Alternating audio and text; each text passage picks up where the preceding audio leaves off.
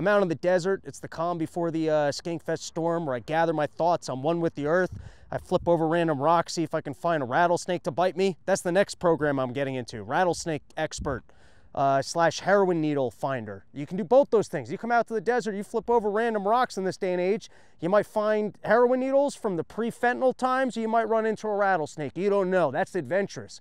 Other people, they like to kayak and go on bike rides. But if you really want to live wild out in the desert, you flip over random rocks. Also, for all you Texas people that were giving me shit when I was saying Texas is not that good looking, I mean, take a look at this and tell me that this isn't... You got anything like this in Texas?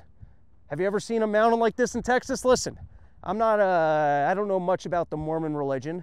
And from what I understand, Joseph Smith ended up in Utah because he got chased out of every state after he had sex with all the 14-year-olds. But if you were going to show up to any random part of the world and just declare it God's territory based off of physical beauty, I think Utah might take it. I mean, I haven't seen everything. I haven't been everywhere. I've mostly just traveled the United States of America, driven on roads, and realized it's nothing but the exact same strip mall in every single area, except the strip malls are getting worse. Can we talk about that? It used to be the entire convenience of a strip mall was that you could just pull into a strip mall, park right outside the store that you were going to purchase something in, and then you could move on with your life. But now they started like, have I already talked about this on Run Your Mouth? I don't remember. They got basically the rope system that they used to have outside of clubs. So if you showed up to a club, they would pretend like it's all important. You got to wait in this line. You can't even get into the club. And so they started putting up all these stop signs and these like little jigsaw Tetris pattern things so you can't just pull up to the store. So even strip malls, which suck, they made it worse. But you come out to Utah, it's nothing but beautiful open roads and rocks that you can flip over to see if there's rattlesnakes or heroin needles. Anyways, you got a double episode of Run Your Mouth coming at you. We did a live one from Detroit, so that's coming up. But, you know, there's a couple news stories that I wanted to highlight because other than the live episode I'm going to do with Sam Tripoli, I don't know what else I got planned for Skankfest. But before we get into today's news topics, porchtour.com, last opportunity to see a bunch of this material before I burn it. I'm adding a New York City date. I'm adding a New Haven date. We've got Providence, Rhode Island. We got Massachusetts, back at the Shell. Denver, where I will be taping. Please come out for that one. Arizona, Chicago, and I think that's all of them. But if you go to porchtour.com, you'll see all the dates right there. Anyways, let's get into a couple of scattered news topics, and then it's the live episode from Denver. But porchtour.com, buy the tickets. Do I gotta plug it again? I'll waste 10 more minutes on this plug. If I gotta keep plugging in order for you to actually go there, support the tour, and buy the tickets, and then come out, I'll keep saying it. Porchtour.com. All right. Anyways, back to the news I was trying to tell you about. Firstly, roll this clip. I mean, not yet. Roll it in a second. But this clip gave me hope. I thought, firstly, it's still every time Biden turns up, I'm surprised he's still alive. Every time he pops up, you're like, wow, they're still going to roll this guy out. So he's given 2 speeches recently, and in this one's fun. We thought Biden was done. We thought that we rode the dementia train to the end. We never got to see a big-ass flame out, but now it looks like he's finally going to start cutting loose, and we might see the real Joe Biden. Roll the tape. I thought when I got to be president, I'd get to do things that I wanted to do, but my staff tells me what I can't do, but I'm going to do it anyway. All the young women, young kids out there that are out there, come on up and do this when we stand behind me when we do this. Come on. And the guys. Come on.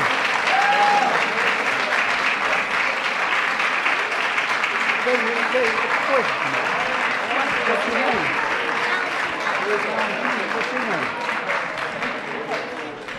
Which I get it. You suck the devil's dick in order to become president. You finally get there, you've got dementia, and then everywhere they roll, they keep rolling you around and they tell you got to behave yourself. But you only got 3 months left to be president. And what do you got left to do? You gotta let your kid off, Hunter, off the hook. You gotta give that guy a pardon.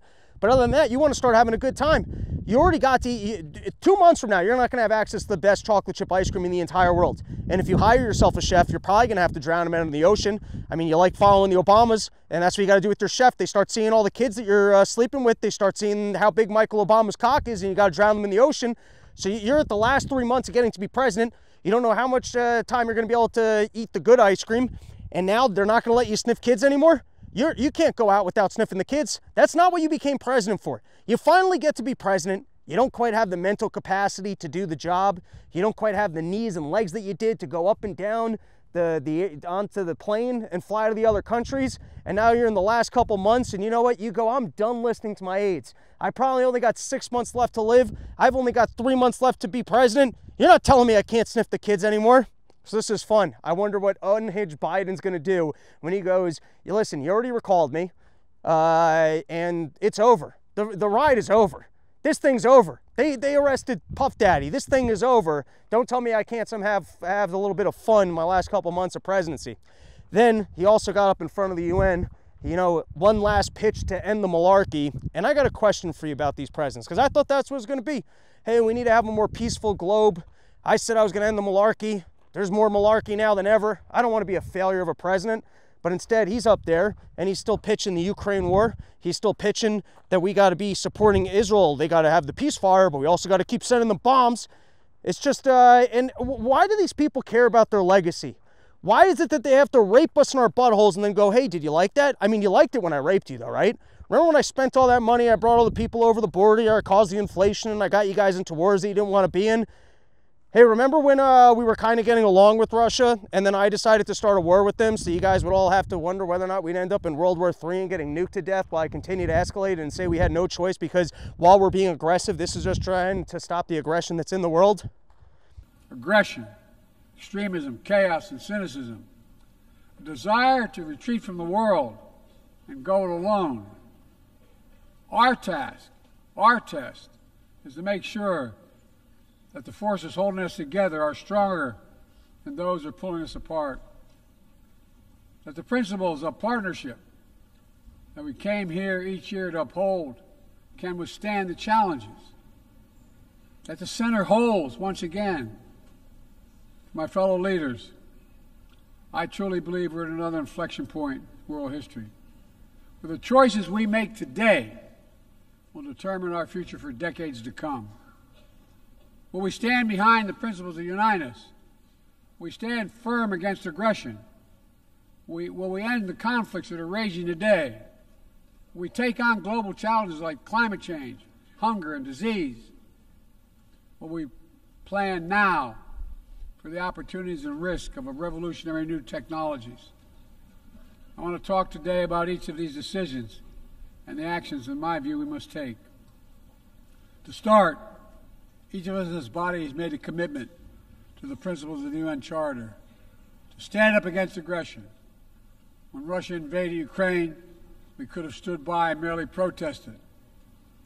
But Vice President Harris and I understood that that was an assault on everything this institution was supposed to stand for. And so, my direction, America stepped into the breach, providing massive security and economic and humanitarian assistance. Our NATO allies and partners in 50-plus nations stood up as well. But most importantly, the Ukrainian people stood up. I asked the people of this chamber to stand up for them. You know that you're out there. You became president. You did all the evil stuff. You ran all the money that you needed to run. You got to do all the stuff. Why do you have to then turn around and continue to try and sell it on us so that you can feel good about having done it? Can't you just rape us and then move on and go, wow, look at what I got away with? Why do you have to then, you know, sell it to us even more? Like, hey, you guys enjoyed that though, right? That was a good time. All right, and now we've got RFK Jr. He's out there now and he's talking about, I'm gonna make you guys all healthy. You guys want to have abs like me and still be getting DMs from 24-year-old women? I know how many 30-year-olds are in cells and you can't get laid anywhere, and you're just spending the little bit of inflation money you have left just to see a couple of titties on OnlyFans. But I can get you abs. This should have been his campaign the entire time. Hey, they're turning you into fat fucks, but I can make you sexy like me. He should have, while you had those two old men out there when Biden was still in the race, and you've got Trump all orange, obsessed with this fast food, and you know, Trump moves around a fair amount for a fat guy, but you could have just had RFK Jr. up there going, I can tan so much better than Trump. Look at how much more tan I am.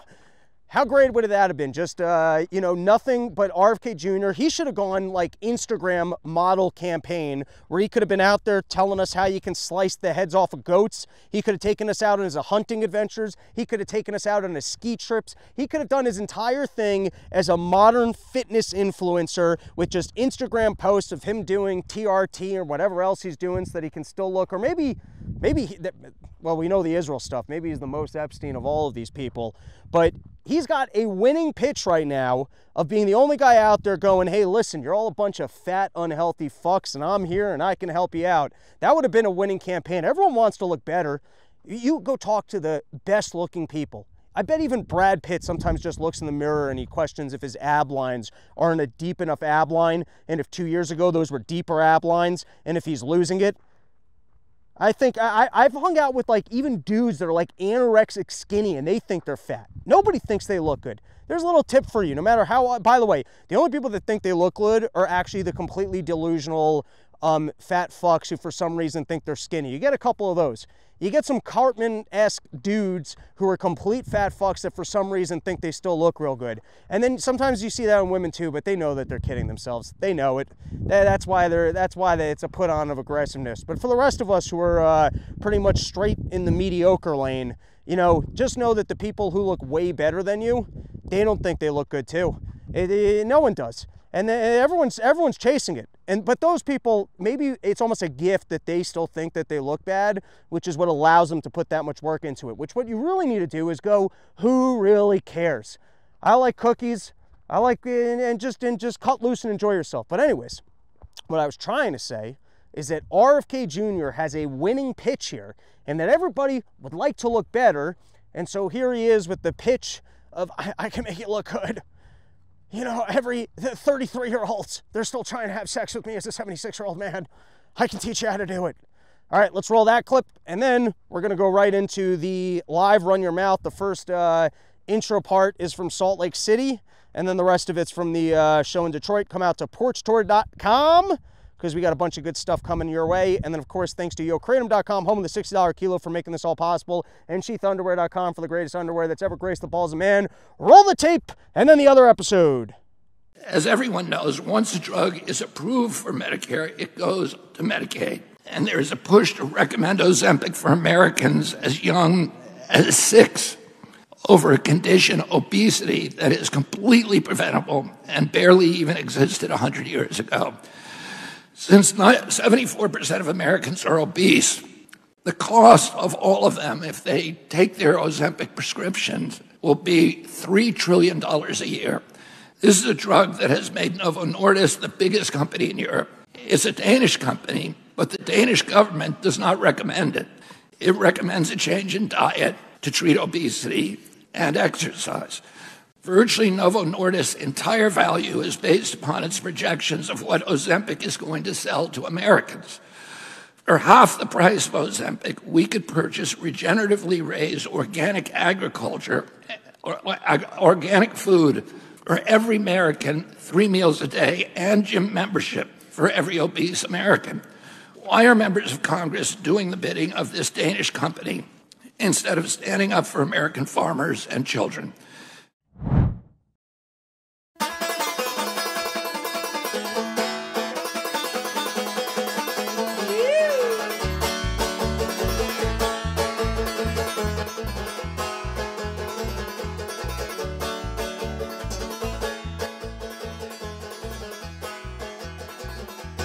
People try and tell you what you gotta do. Don't listen to them unless you think it's true. Follow your heart and your dreams. Follow your heart and your dreams.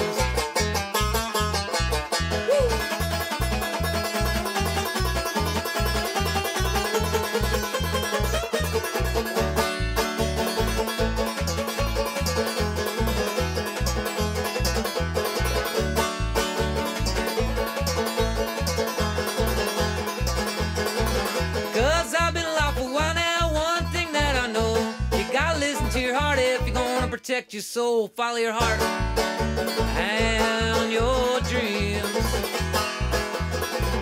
Follow your heart and your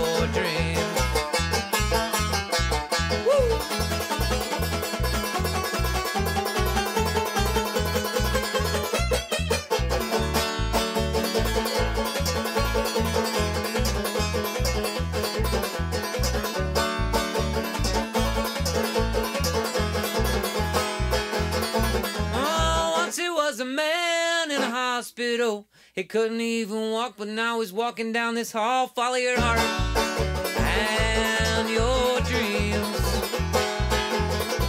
Follow your heart and your dreams.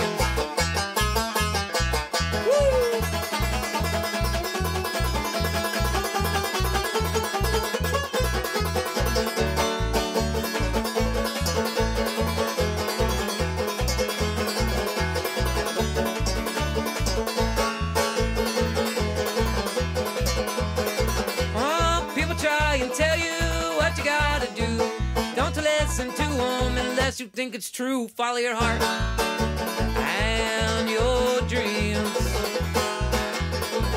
Follow your heart and your dreams.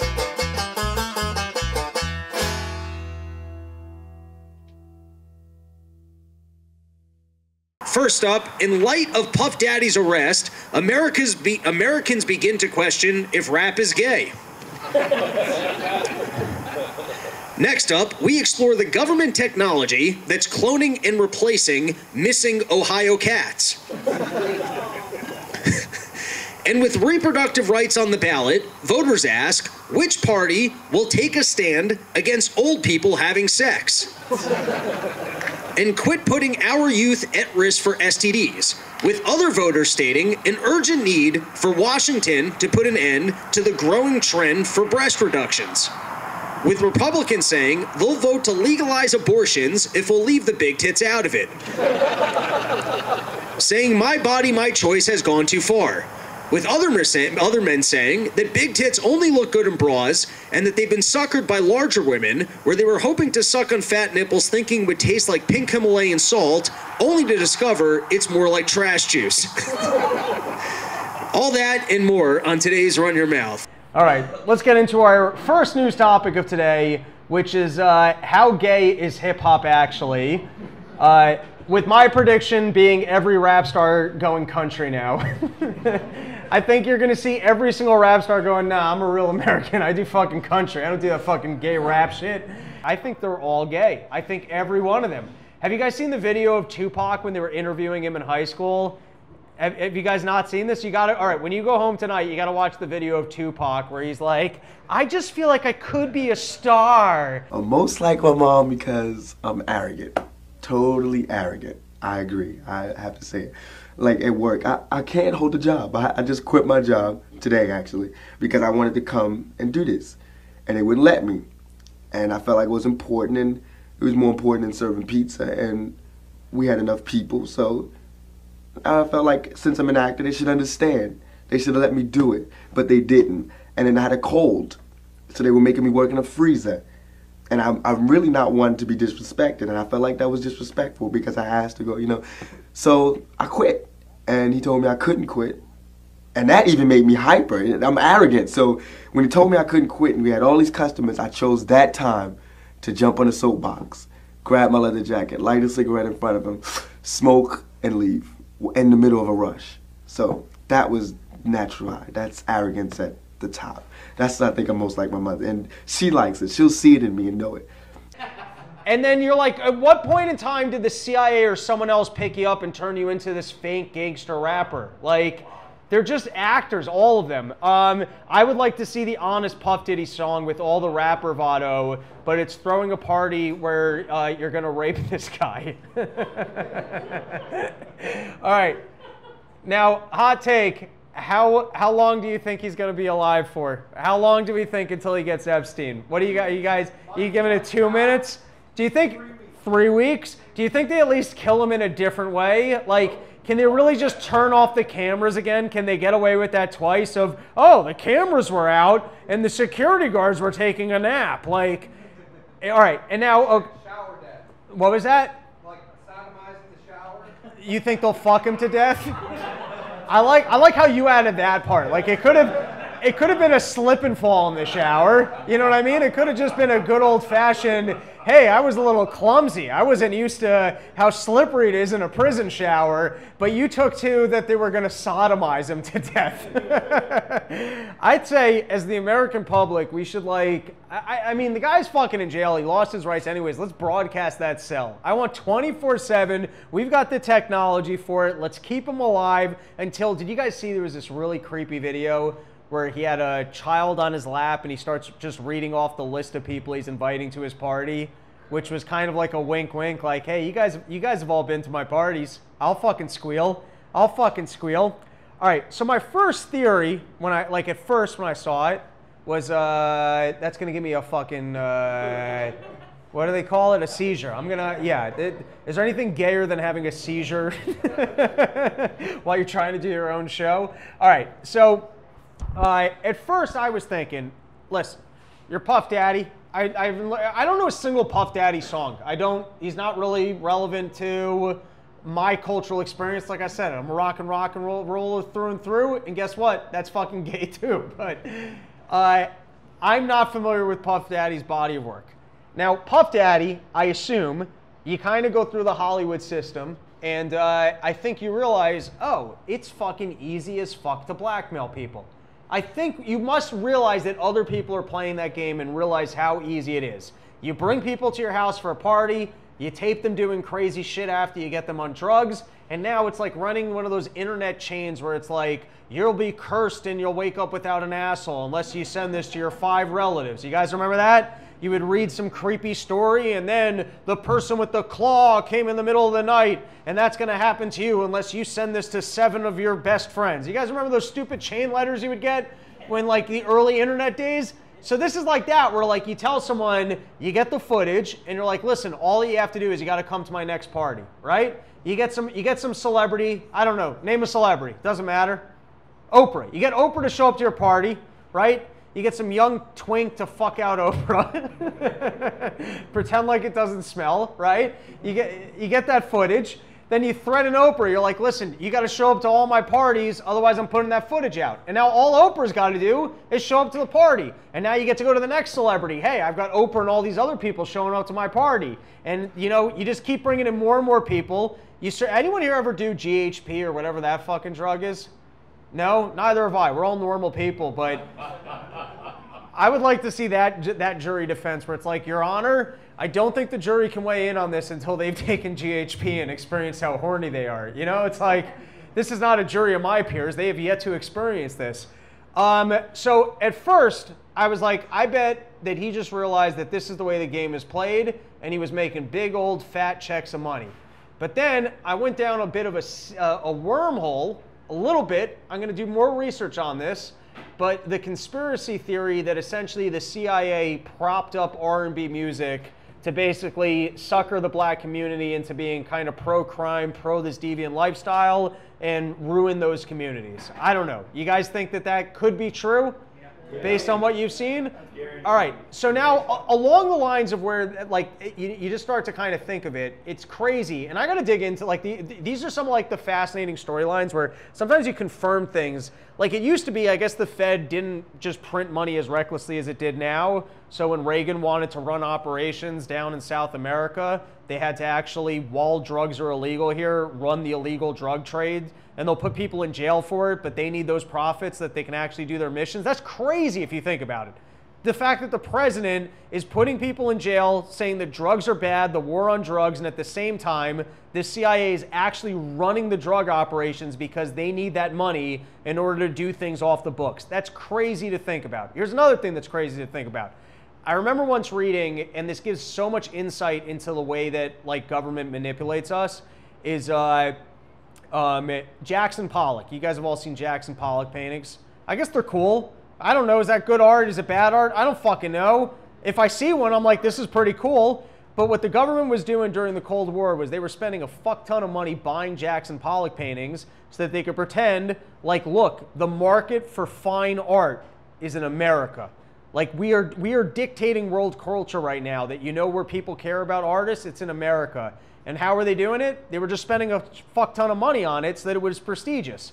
And that's kind of like, we do all kind of make value things around people's status. And so if government artificially, let's say, steps into the market and buys, I don't know, let's say I published a book tomorrow, we can call it Rob's Rectum, all right? Doesn't fucking matter what's in this book. It's just dribble for my stand-up, things that I never put into my act. If all of a sudden the government were to turn around and buy every copy of this book so that it was a bestseller, guess what? All of a sudden, I'm a New York Times bestseller. I can go anywhere in the world and go, look, this is the #1 published author. This guy made $10 million off a book. He sold more books than anybody else. And it's all fictional. It's just that government stepped into the market and they created an artificial prestige as if I'm an important person because they put money into it. So they've done that before. We know that governments did it. They did it during the Cold War with Jackson Pollock. And if you really want to break down what the whole fucking ESG racket is, or even the way that the news networks work now with the Boeing money and everything else, is it's all artificial status and prestige, which comes from government money. So we know that they can do this, right? So especially if you think back at the way that markets worked back in the 90s, where basically there's 5, 6 hit radio channels in every single network, and there's one guy that makes some determination about what gets played on those networks. So the idea that like the government could see, hey, there's these artists called, let's say, NWA, and they're putting out this music, and maybe nobody ever would have experienced it, nobody ever would have seen it, but for some reason people were like, you know what? I actually like this in the urban community. I want to increase this signal. And there's a lot of life which is just kind of like, to what extent do you have an increased signal? So like, I've talked about this before. Guys, I've been doing comedy 13 years, and this is a thrill that I can show up to the middle of nowhere and that you 30 people will come hang out with me. That fucking rules. Totally agree. Yes. I mean, I built this, like, this is brick and mortar. This is as direct as it gets. I'm lucky that I have a friend, Dave Smith, who has a bigger podcast. And he's lucky that he was in the comedy world long enough to get a Rogan, and all of that is a broadcast signal, right? But sometimes I look at furry conventions and the autistic people that seem to be into adults dressed as furries, and you realize, oh, if you get your shit up in front of enough people, there's some amount of people that will like it, right? Like, you could take my comedy hour that I did tonight in a different world, you could put it on Comedy Central, HBO, and I don't know, let's say 100,000 people tune in, and maybe I have bad numbers and 10% like it, right? And so I walk away with 10,000 fans. That's still 10,000 people that didn't know about me previously, right? Think about any band that you hear on the radio. Firstly, most bands, how many hit songs do they have? And how many people, like, think of Foreigner. I don't like Foreigner. I know who they are, though, right? I can't, what's that one Foreigner song? Name a Foreigner song. You guys know, or name a different shit rock band.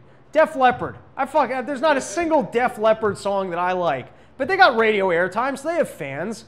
So I'm just saying the idea that the CIA or someone else couldn't step into the market, broadcast a signal very loudly. It's kind of the same way that they manipulate news information. It's the Goebbels thing. You can take something that's wrong, you amplify it loud enough, you repeat it enough times, and all of a sudden, the people think, hey, vaccines are safe and effective. I've been hearing this, safe and effective, right? So you broadcast on the airwaves, you take something like, okay. Anyways, this is what I'm getting at. That's the ADD, I know. Okay. I don't know to what extent the CIA had an involvement in propping up rap music, and if they did that in truth to undermine the black community and to have these people obsessed with crime or, you know, whatever other negative influence could come from rap. Sure. Any pushback on that? I mean, you're telling us out Yeah. here in Byron, Michigan, beyond the suburbs, any pushback on this assertion you're making?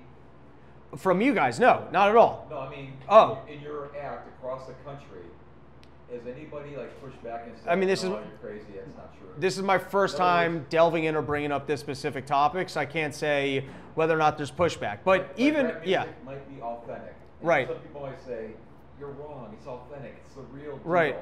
It's us. right. You're not hearing that so far? Well, this is my first time saying it, and it's a room full of white people, so there's no one to say, nah, man, that was my shit. All right, anyway, sometimes I think about this, which is like, where do you get your values from, and how much of it is just kind of downstream from what you were influenced from in pop culture, and who actually instilled that? Like, who came up with those things that you start making values around? So, like, for example, I'm somewhat lucky. I'm no longer religious, but I grew up like Orthodox Jewish. So to the extent that I really kept that as a lifestyle, even so, I grew up with things like rock and roll, which I guess there was some church lady at some point telling you that AC/DC or whatever was the devil. I grew up on American Pie and all of these movies. I watched plenty of porn in high school because we weren't getting laid, so that's what we did, right? Showed up to yeshiva, but what, we're not going to jerk off? Like, that's ridiculous. Even God understands that. But the point I'm trying to make, I have a little bit of a window into being removed from like kind of a constant mainstream American culture to have different values. And so it is just interesting to me the extent by which organizations such as the CIA could make decisions of, hey, here's a value that we want to instill in people. Let's spend a lot of money. Let's get talented actors and let's make it cool. And the extent by which people can really just be indoctrinated by, you know, just downstream, just they broadcast the information at you loudly enough, they convince you that it's cool, and then you spend your entire life with artificial values that was just instilled in you, you know? And then if you start thinking about like, which I haven't really delved into, but like the frequency of music, like I thought that was actually kind of interesting in the Lego movie. Remember that when they're all like, everything is awesome, whatever the fuck that song was? But then you think about it, you get these people that like, you're listening to your radio, you listen to your top 40 hit song, and then you go to a bar and it's the same shit. And I don't know about you guys, like if you don't, like I listen to at home, I listen to like jazz, jam, blues, rock and roll, but like literally the frequency of that shit, when you're like stuck in a place and they're just blasting at you and you kind of feel uncomfortable. Like have you ever been in a club and you feel like you need Coke? It's because of the horse shit that they're blasting at you. It's the energy of that shit where you're uncomfortable and you're like, oh, I gotta pacify myself. And then you just start thinking about kind of like the indoctrination, even on like the more subliminal levels of the way that, all right, the last thing on this, then we'll move on. There's this, are any of you guys jam band fans at all? Yeah, jam band fans? No? All right. Well, you guys should get into it. There's this guy, Colonel Bruce Hampton. He's a personal favorite of mine. He actually had the biggest flop in American, in Atlantic City Records history. Greg Allman at one point, they were giving him a deal, and he was like, I will only do a record with you guys if you guys also do Bruce Hampton's record.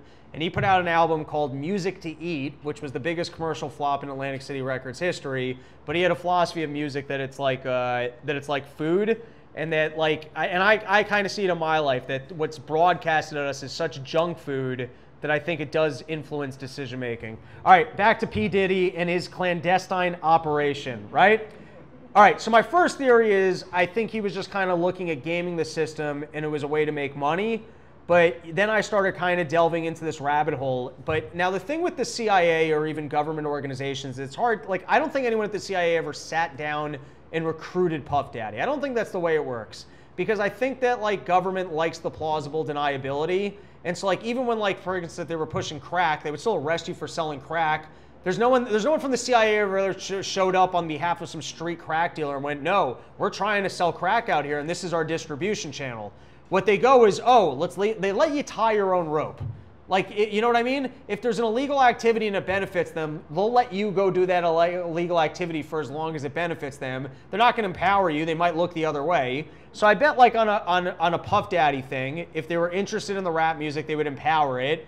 If they noticed that they had an amoral individual, maybe along the lines they kind of train the guy on here's how you blackmail. But it's not like someone from the CIA. It's someone else from the music industry being like, hey, you want to know how you get yourself a liquor brand? You want to know how you get yourself a this? You got to throw a party. You got to do this. And then they just kind of let you go at it until you run into trouble. Okay. Now, what's wild about these parties is just the amount of celebrities that were clearly all in it. And then you just got to wonder, how roped in is everybody? How much did everyone know? How much will the media delve in? Will people start to squeal? And then you got the creepy part. Who are these people? Should we know these people here? Oh, the last ones, no. I don't know any of them other than Leonardo DiCaprio. But, I mean, tell me Leonardo DiCaprio didn't get his ass banged out that night, you know? And then you just have to think two things. First is, you know, you would think if there was one thing that men weren't better at, it was getting raped for jobs. But apparently, we're putting up numbers there too, you know? Like I think, you know, for all that Me Too thing, did any of you guys think that was also happening with dudes, you know? That's crazy to think of that Justin Bieber's got his career now because that's fucking... I mean, it's gross to think about, but it's great. And then, all right, here's the other thing. that kind of blew my mind. And that, like, as a dude, sometimes you're like, you know what? It's lucky that, like, I never had the opportunity. Because I could see you're GHP at a party, and then you wake up in a video the next morning, you're like, fuck, shit.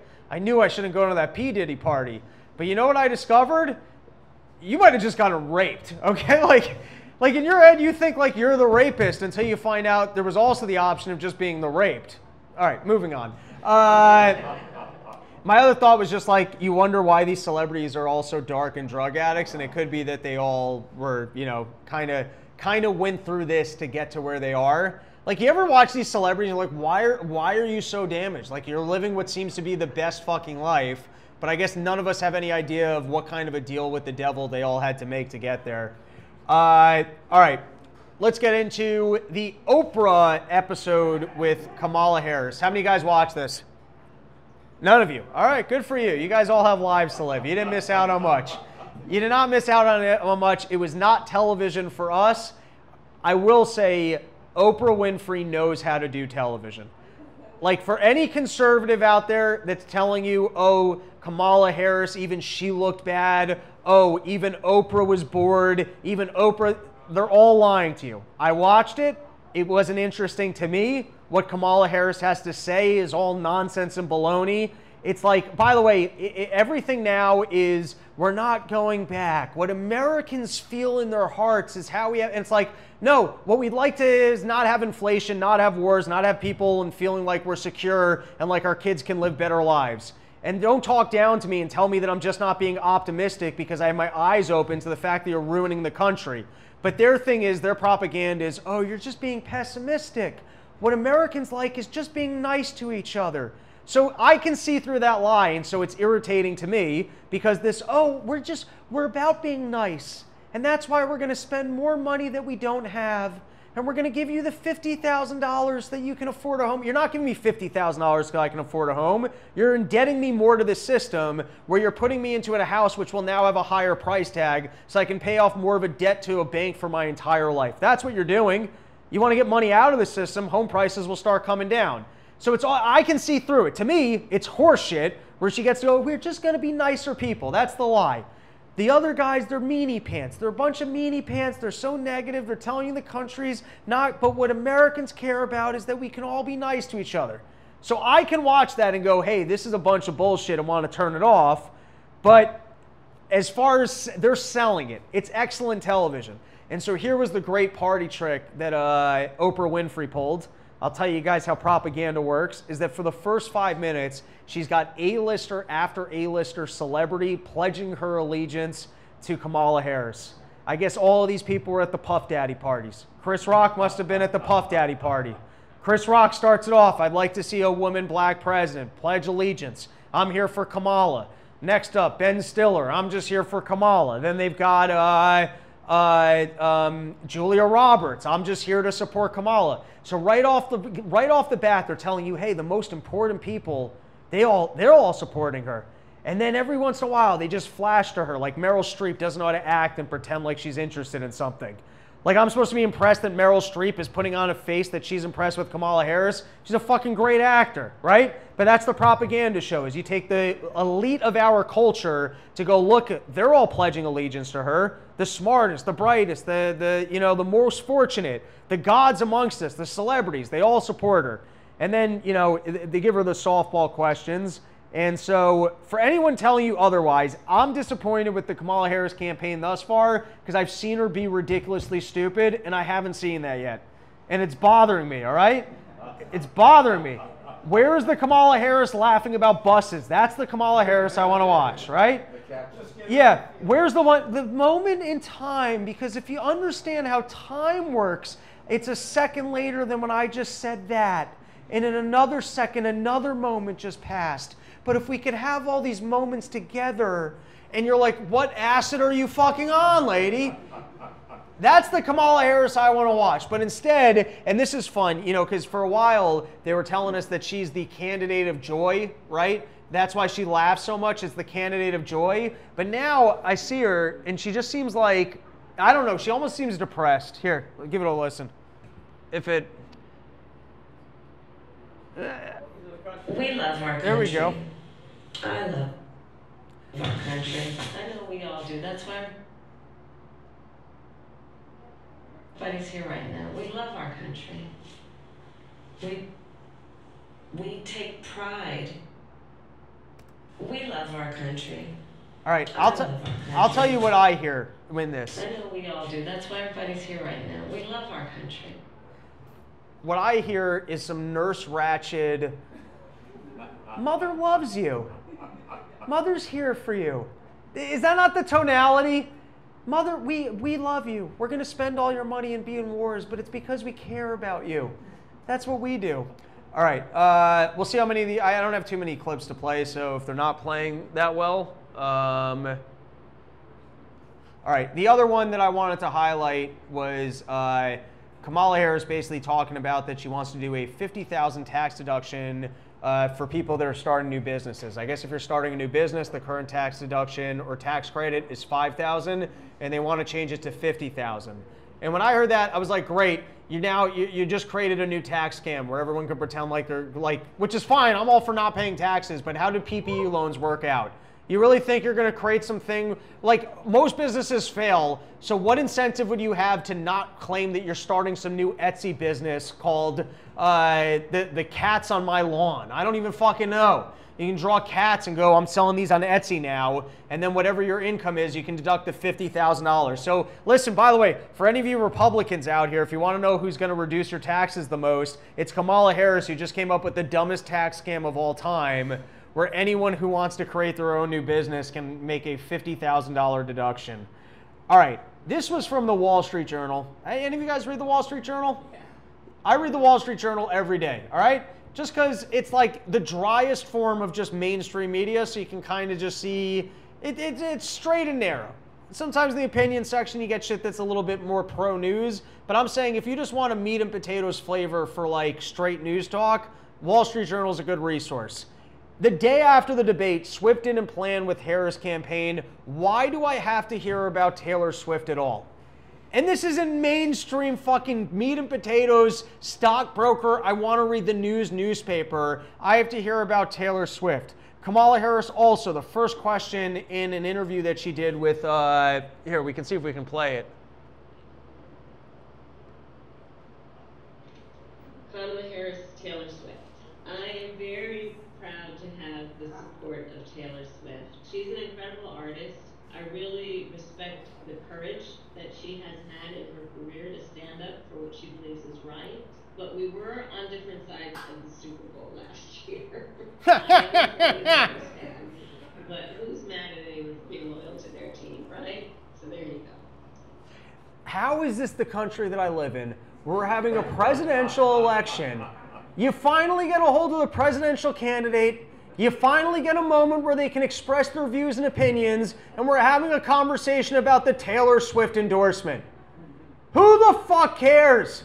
How is this news and politics? This is the world that we live in. All right, the one thing that makes me feel a little bit good about this is Hamilton. Any of you guys ever go into New York City and see Hamilton? No? Okay, Hamilton was sold out forever. Like $500 a ticket, you could not go see Hamilton. First part about Hamilton that's interesting, by the way, I'm a dumbass when it comes to American history, but I'm pretty sure Hamilton's responsible for the Federal Reserve. All right? How is that the person that we're going to celebrate? It's an entire play basically celebrating that the banking industry managed to take over our government and create a federal bank that could give them free, endless money and basically make the monetary system of them having endless access to just being able to print free money. That's what the fucking Federal Reserve is. And okay, and it's not just that. It's like slam poetry that you would have laughed at your gay friends in high school for doing, where it's like bad, like, all right, listen, for as gay as like Tupac and Puff Daddy is, when you see a bunch of white kids just like rhyming to like a Broadway beat, you're like, yes, this is way fucking gayer, okay? I'm just saying, like, if you have to rank, like, the gayness of rap, when you put it next to the white, hokey, like, just drum beat, rhyming bullshit, right? Then at least the hip-hop thing, you're like, all right, this isn't quite as gay. All right, so anyways, this brought me inspiration because here's the cast of Hamilton, which I don't understand how it's like one of the most successful plays of all time, but here's them, you know, amping up Kamala Harris. Let's see if it plays. Hopefully it does. Give it a sec. Gotta give it a second. Bad internet.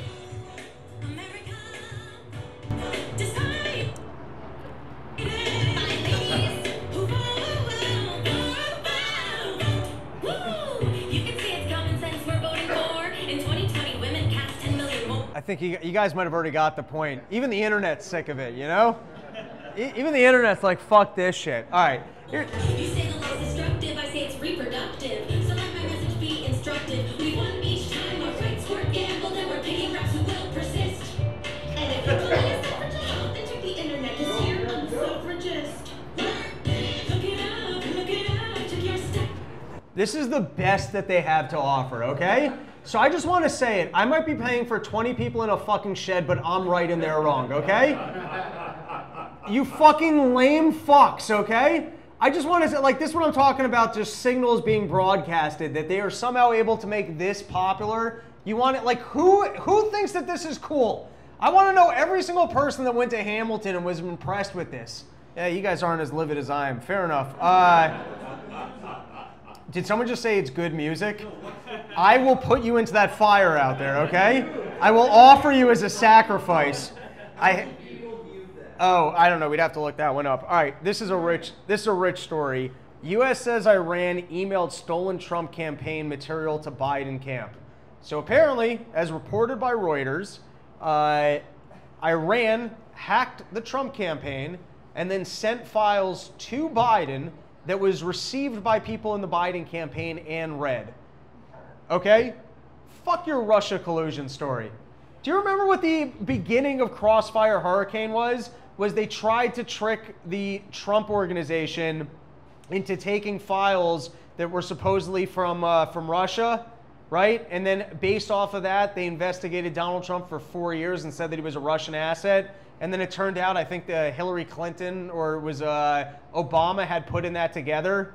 Well, it was Hillary, right? It was Hillary Clinton. There you go. Yeah, Hillary made the Steele dossier. I don't want to fucking hear that story ever again. This is the exact, like they actually did it. In the Trump instance, they didn't take it. And by the way, Russia's not, I mean, at this point, because we've changed circumstances with the Ukraine war, I guess you could say they're as much of an enemy country as Iran is. I mean, the whole thing's ridiculous, but I'm just saying from an American political perspective, Iran is a more noteworthy enemy than Russia. So the fact that they hacked your opponent and sent you the information, just by comparison to what they did to Trump over the Russia story, that one's got to be over.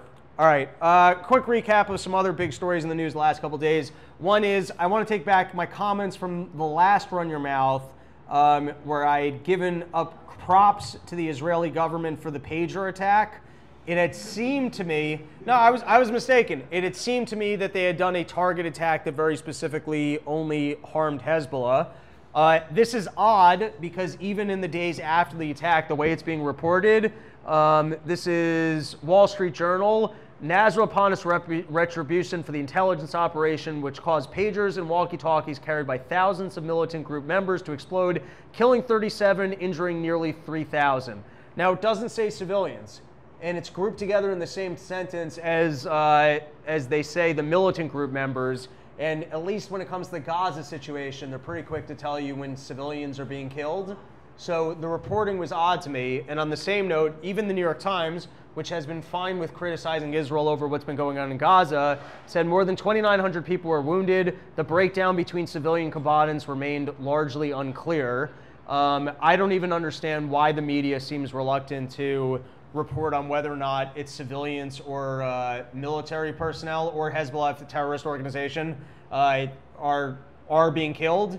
I don't know what like from the media that you guys have been seeing. Do you think that it was just basically a all-out terrorist attack and that they blew up pagers in public locations and just killed people indiscriminately? Like what are you guys absorbing? Is that your takeaway thus far? Absolutely. Because if it's 2,900 civilians killed, how many people were killed on 9/11? Was it 2,300 or 1,700? What's the number? I think a little over 3,000. So it sounds, I mean, I mean, I don't know, maybe you got a slight argument that the pagers were handed out to military personnel, and so it wasn't quite as indiscriminate, but I don't know, if you killed 2,300 civilians in public locations, I don't know, that sounds like a terrorist attack to me. Yeah? I mean, I guess we'll see over the next couple of days on the way that it's reported, but I take back what I said on the last episode, because the original news coverage, it seemed to me like it was pretty specifically just targeting Hezbollah, in which case I was like, well, that's badass that you figured out how to get, you know, specifically soldiers, but I guess in the later coverage, it doesn't appear to be that. All right. Don't know if this video is going to play. Let's see. Exponentially increasing per year. Once word was out, the border was far easier to cross. San Diego went to over 100 SIAs in 2022. Well over that in 2023, and even more than that registered this year. These are only the ones we caught. At the time, I was told I could not release any information on this increase in SIAs or mention any of the arrests. The administration was trying to convince the public there was no threat at the border.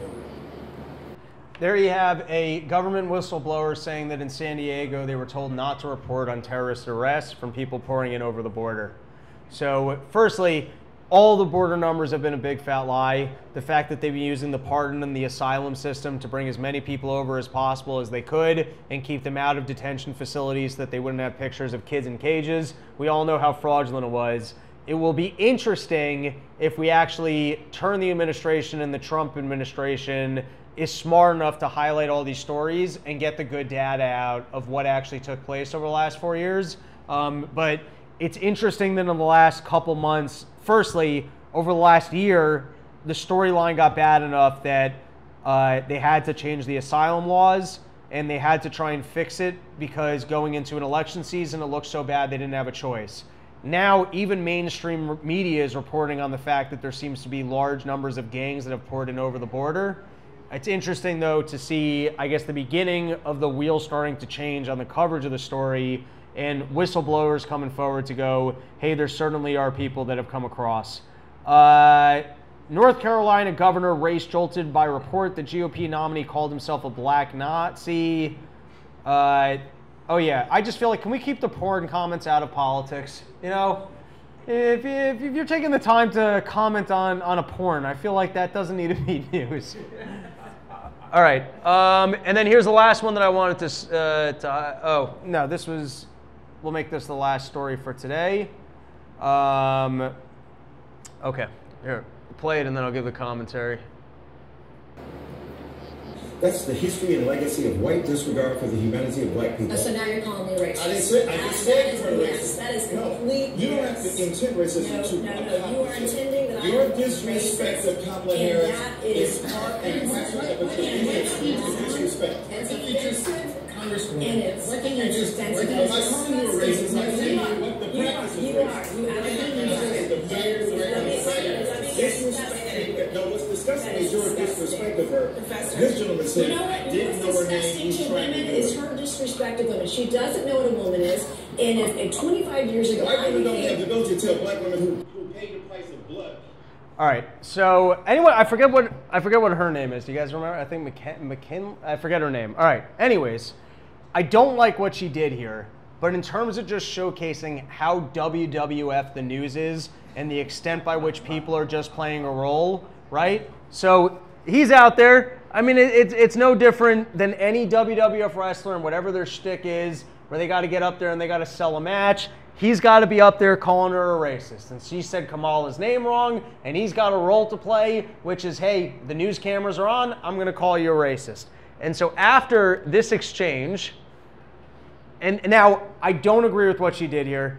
You know, let's not shame dudes who are trying to get laid. It's part of life. It's the way it goes, you know? I would like to also enter into the record a screenshot of a text message I received from the esteemed professor from Vanderbilt, Michael Eric Dyson, after my CNN interview. So she goes out there and shames him on the congressional floor and goes, hey, I was being flirty towards him and look at the messages he sent me. In this text, he says, after calling me a racist on CNN. Shh, don't tell.